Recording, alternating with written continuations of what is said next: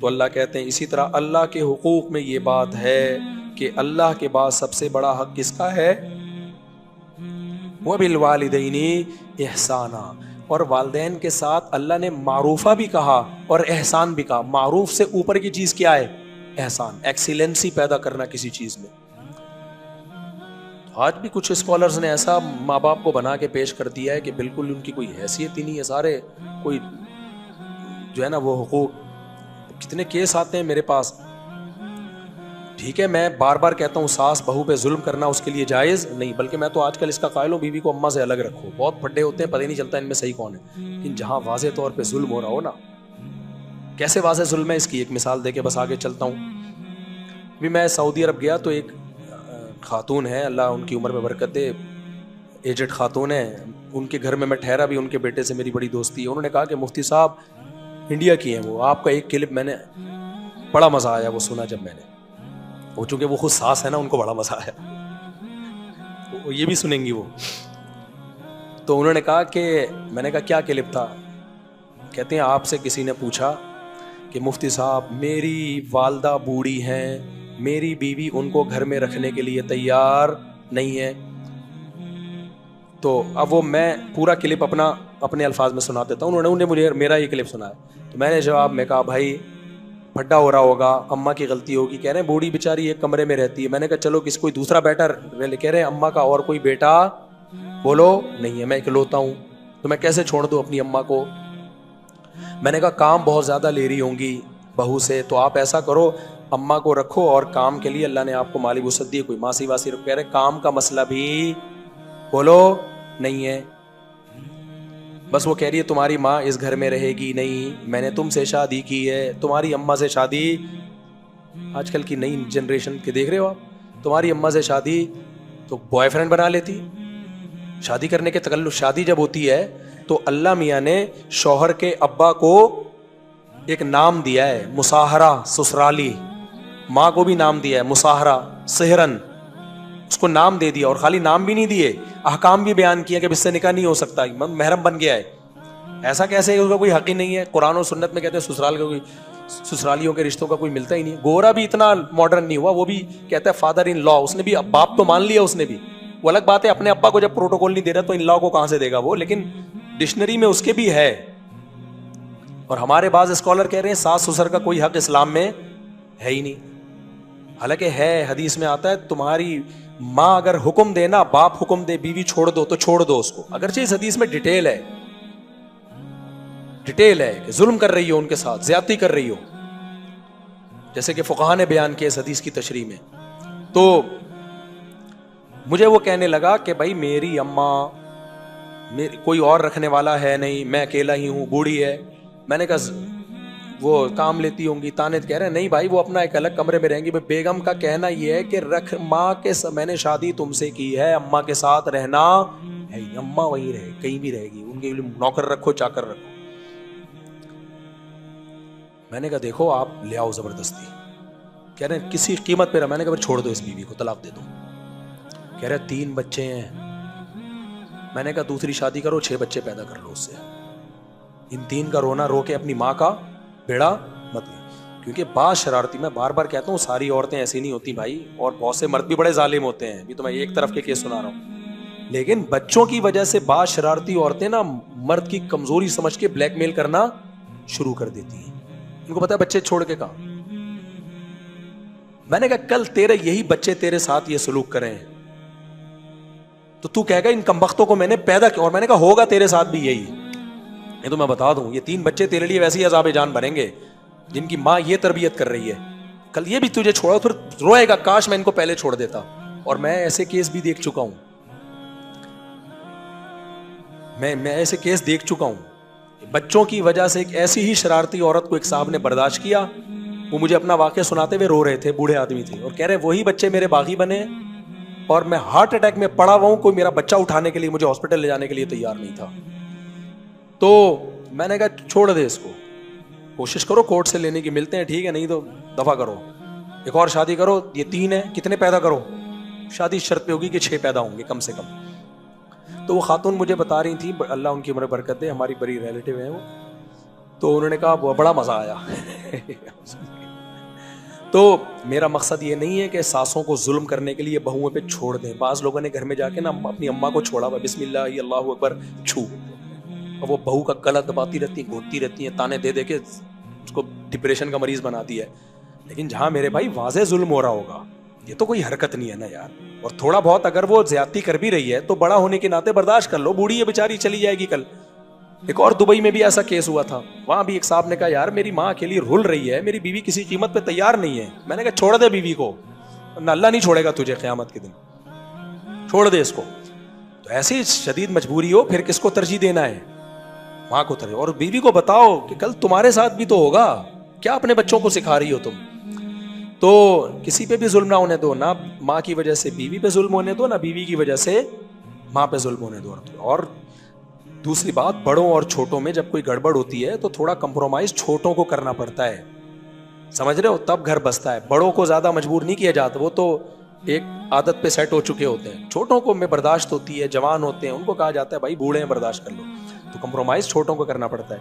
اچھا میرے بھائی, وَلَا تُشْرِكُوا بِهِ شَيْئًا, میں بتاتا ہوں کیا کرنا ہے, شرک نہیں کرنا اور ماں باپ کے ساتھ اچھا سلوک کرنا ہے. وَلَا تَقْتُلُوا أَوْلَادَكُم مِّنْ إِمْلَاقٍ, غربت کے خوف سے اپنی اولاد کو قتل نہیں کرنا. اور اسی آیت کے تحت علامہ ابن کثیر نے لکھا کہ حمل گرا دینا غربت کے خوف سے, یہ بھی اسی میں داخل ہے. آج فیملی پلاننگ والوں نے لوگوں کو غربت سے ڈرا ڈرا کے نا کہ کھائیں گے کہاں سے, کھائیں گے کہاں سے. اللہ کو اس پہ بہت غصہ ہے کہ پیدا ہوتے ہی ماں کی چھاتیوں میں دودھ پیدا کر کے بتا دیتا ہوں کہ میں رزاق ہوں, تو پھر کیلکولیشن کیوں کر رہے ہو بیٹھ کے؟ مجھے چھوڑ کے کیلکولیٹر کو فوکس کیوں کر رہے ہو؟ اس لیے اللہ نے فرمایا نحن نرزقکم وإیاہم, ہم تمہیں بھی رزق دیں گے اور ان کو بھی رزق دیں گے. تو کبھی بھی غربت کے خوف سے بچے مت روکیں, یہ اللہ پر الزام ہے. لوگ اس کو ہلکا سمجھتے ہیں لیکن اللہ کی نظر میں یہ بھاری. ویسے ہی آپ اولاد نہیں کر رہے, آپ کو چاہیے نہیں, ایک الگ بات ہے وہ, لیکن آپ یہ سوچ کے میری تنخواہ کم ہے تو بچے کم پیدا کروں, یہ تو بہت بڑا کس پہ الزام لگا رہے ہو. اس کا مطلب یہ جو پیدا ہونے والا ہے یہ آپ کی اولاد پہلے, اللہ کی مخلوق بعد میں ہے. بھائی اللہ کی مخلوق پہلے ہے, وہ تو مخلوق ہے, اللہ نے تمہاری طرف نسبت کر دی ہے اس کی, جو کسی نے کسی کے تو جھولی میں ڈالنا تھا نا اس کو, تو یہ اللہ کی پہلے ہے. تبھی ماں اپنی شادیوں میں دودھ تھوڑی پیدا کرتی ہے, کون پیدا کرتا ہے؟ اس کو پتا ہے جیسی پیدا ہوگا. تو اس سائن ہے کہ جب یہ دودھ آئے گا, جب دودھ دے سکتا ہے تو سب چیزیں دے سکتا ہے. اور اگر کوئی زیادہ بچوں والا غریب ہے تو یقین کر لو بھائی اللہ کی طرف سے آزمائش ہے یہ, کیونکہ ایک والا بھی غریب ہو سکتا ہے, زیادہ والا بھی ہو سکتا ہے. اس کا بچوں کی کثرت سے کوئی تعلق نہیں ہے. جیسے اللہ نے ہر بیماری کی دواؤں بہت ساری شفا کے لیے پیدا کی ہیں, لیکن پھر بھی کھا کے شفا نہیں مل رہی ہوتی, اس میں دوا کا قصور نہیں ہوتا, وہ تقدیر ہے بھائی, کہ دنیا میں ساری چیزیں آپ کی مرضی کی نہیں ہوتی. آگے اللہ فرماتے ہیں وَلَا تَقْرَبُوا الْفَوَاحِشَ مَا ظَهَرَ مِنْهَا وَمَا بَطَنَ, بے حیائی کے قریب مت پھٹکو, جو کھلی بھی بے حیائی اور چھپی بھی بے حیائی. اور اسی بے حیائی کو قرآن دوسرے مقام پہ کیا کہتا ہے؟ زنا کھلی بے حیائی ہے. لا تقربوا الزنا, زنا کے قریب مت جاؤ. دوسرا حدیث میں آتا ہے زنا بھی حرام ہے, اور زنا کے لوازم جو مقدمات ہیں نا, جو زنا کی طرف لے جانے کا ذریعہ بنتے ہیں, وہ بھی حرام. تبھی نبی نے فرمایا آنکھ بھی زنا کرتی ہے. آپ فوش موویز دیکھ رہے ہو انٹرنیٹ پر, یا لڑکیوں کے نیم برہنہ جسم کو دیکھ کے لذت حاصل کر رہے ہو, تو آپ کی آنکھ نے زنا کر لیا. آپ لڑکیوں سے باتیں کر کر کے دل بہلا رہے ہو, کچھ نہیں لگتی آپ کی وہ, بس دیکھو نا کسی بندے کا فون آئے گا ٹھک کر کے 2 منٹ میں جواب دے کے رکھ دیں گے. خاتون کا فون آئے گا چپک جائے گا, بہت اچھی طریقے سے سمجھانا شروع کر دے گا, آپ اس کی آواز سے لذت لے رہے ہو, دل بہلا رہے ہو. تو نبی نے فرمایا کس کا زنا ہے؟ کانوں کا زنا.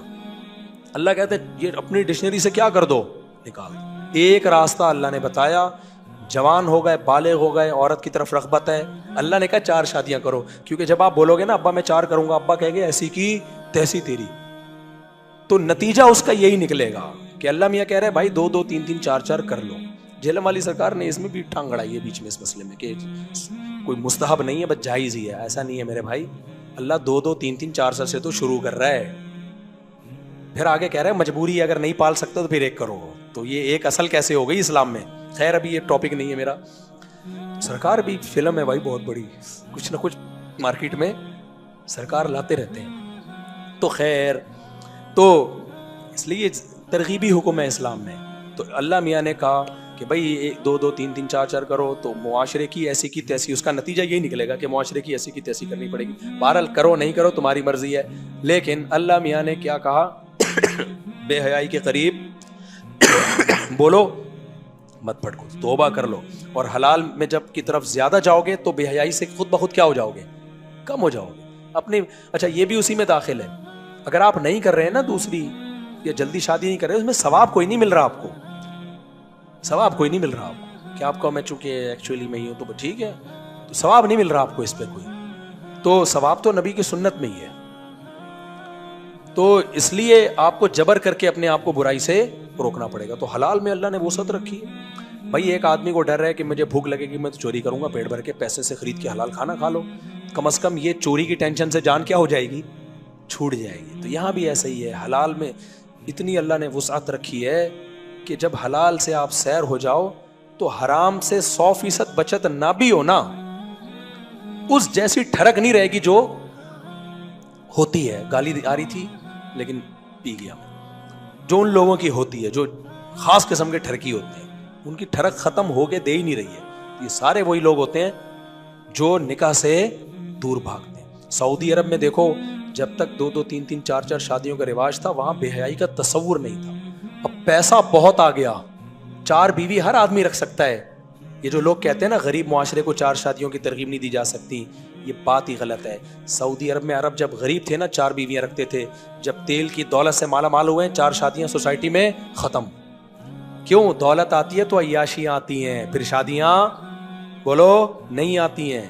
ابھی بھی عرب میں جو غریب ملک ہیں ان میں 4 شادیوں کا رواج زیادہ ہے. سوڈان غریب ملک ہے، سب 4 4 کرتے ہیں. سعودیہ امیر ملک ہے، 4 کا رواج مارکیٹ سے کیا ہو رہا ہے؟ شارٹ. وہاں بہت ساری عورتیں بوڑھی ہو رہی ہیں، شادیاں نہیں ہو رہی ان کی. تو یہ دولت کی بات نہیں ہے، یہ کس کی بات ہے بھائی؟ ظرف کی بات ہے. تو ہمت کرو ہے سوسائٹی کی ایسی کی تیسی. اچھا خواتین یہ بیان سن کے میرے بہت خلاف ہوتی ہیں، لیکن جو آپ کی 3 مزید بیویاں بنیں گی وہ خواتین ہی ہوں گی. یہ عجیب رپورٹ ہے. اب میرا یہ بیان خواتین یہ دیکھو ہماری میاں کو خراب نہیں، دیکھو ہر وقت عورتوں کے خلاف. بھائی میں عورتوں کے خلاف ہوتا تو جو عورت ہی تو دوسری تیسری چوتھی بنتی ہے، اس کو پتا ہے میرا فائدہ ہے اس میں تبھی تو بن رہی ہے. تو عورتوں کو فائدہ ہو رہا ہے اس سے، نقصان نہیں ہو رہا ہے اس سے. خیر نہیں کرو.